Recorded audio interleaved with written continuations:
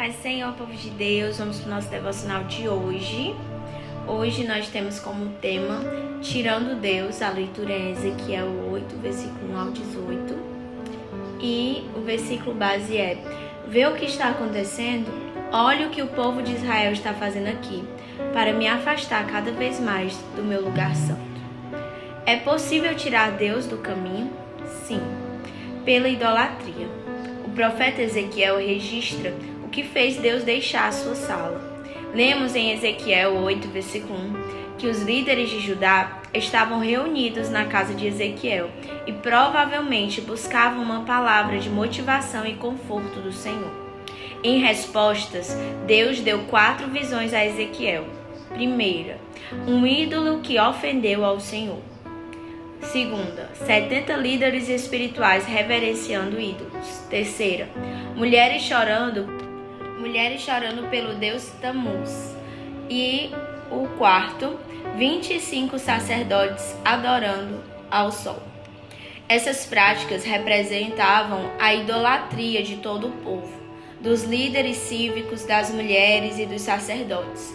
A adoração exclusiva a Javé havia sido completamente dissipada na Cidade Santa. E hoje, como a idolatria entrou na igreja?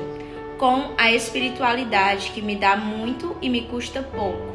É fácil de ver, fácil de fazer, tem poucos limites éticos e doutrinários e me garante o sucesso. Parece boa e não ofende aqueles ao meu redor. O autor Mike Schillis nos dá uma dica útil para identificar os ídolos em nossa vida.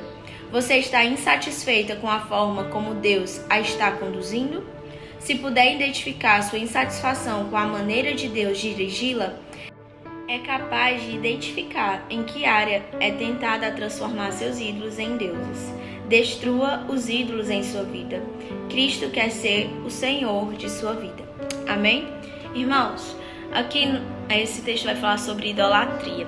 A idolatria nos afasta de Deus. E idolatria não é somente erguer um santo de gesso, se dobrar, reverenciar, fazer rezas, não. Idolatria se refere também àquilo que você prioriza mais do que a presença de Deus. Muitas pessoas às vezes priorizam mais do que a presença de Deus, o namorado. Muitas vezes as pessoas priorizam mais do que a presença de Deus, o trabalho. E pasmem vocês, até os filhos. Tem pessoas que priorizam os filhos mais do que a própria presença de Deus. E isso se torna uma idolatria. E cuidado, porque Deus, ele abomina a idolatria. Deus, ele rejeita o idólatra. Às vezes nós mesmos nos idolatramos. Queremos sempre estar melhor do que o outro.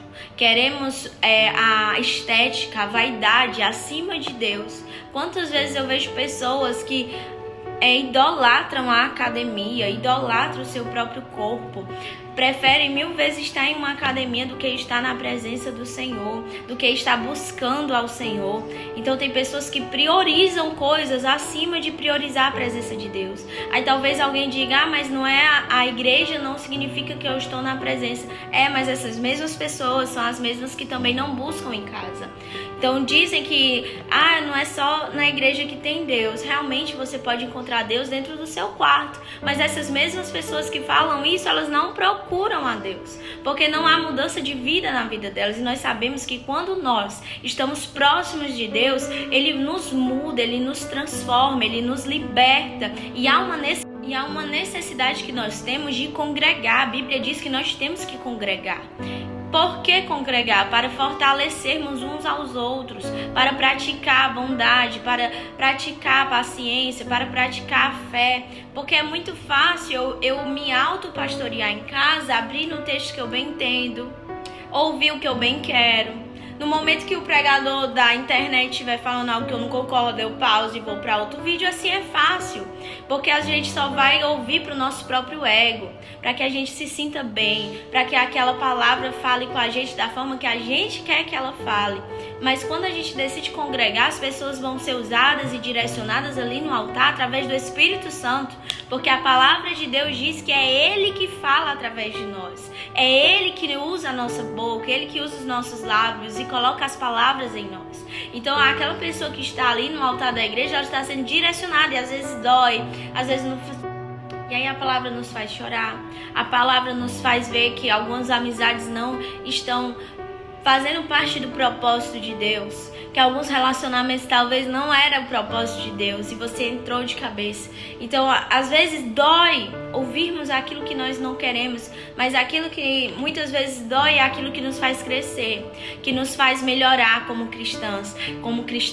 Então, que possamos dia após dia entendermos que tudo aquilo que a gente coloca acima de Deus é uma idolatria. Se você coloca o seu corpo acima de Deus, é uma idolatria. Se você coloca os seus filhos acima de Deus, é uma idolatria. Se você coloca o seu relacionamento acima de Deus, é uma idolatria.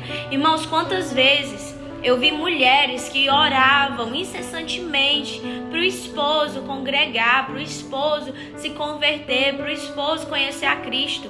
Quando o esposo conheceu a Jesus, ela achou ruim, saiu da igreja e disse: agora ele só quer saber de igreja.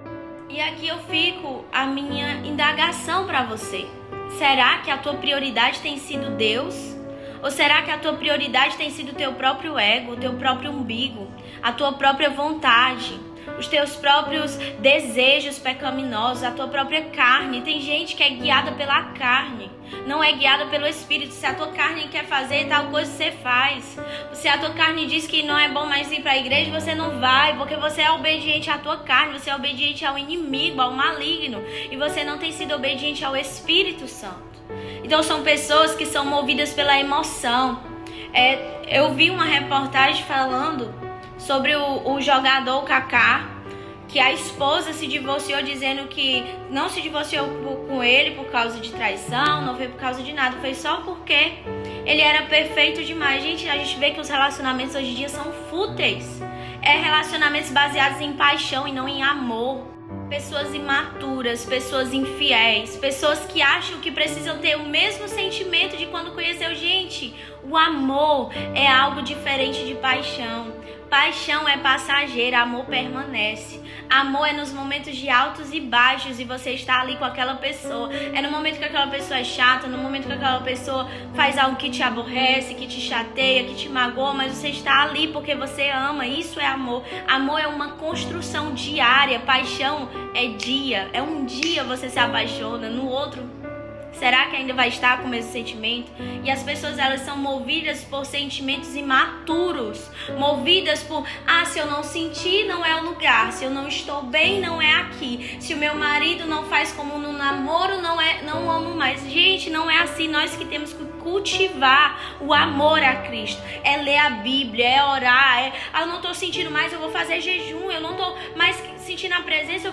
E aqui eu me lembro do cego Bartimeu, que estava à beira do caminho e via aquela multidão, grande multidão, e ele começou a dizer: quem será que vem aí? E todos disseram ali: é Jesus de Nazaré. Ele começou a clamar bem alto: Jesus, filho de Davi, tendes compaixão de mim. E ele começou a clamar,